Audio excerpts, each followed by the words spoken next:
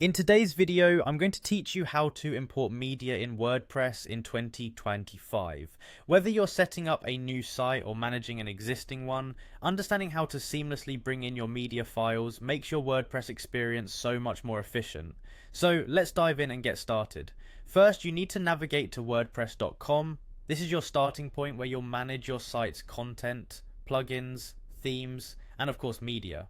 Make sure you're on the home page where you can access all your WordPress features.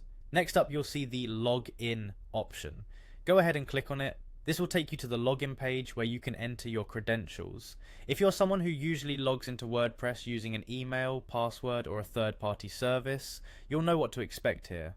Once you're on the login page, you'll want to click on Continue with Google.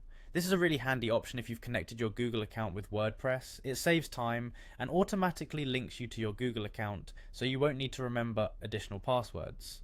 After clicking Continue with Google, choose the Google account you want to use. Make sure it's the one connected to your WordPress account. This step is crucial as it ensures you'll access the correct WordPress dashboard associated with your specific site. Now you're in. Once on your WordPress dashboard, locate the menu on the left-hand side. Here, you want to click on Media.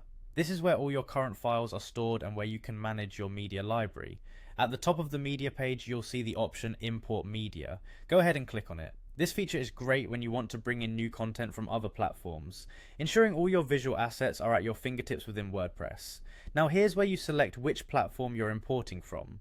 WordPress allows you to import from various sources. Choose the platform you prefer and then click on Import Now.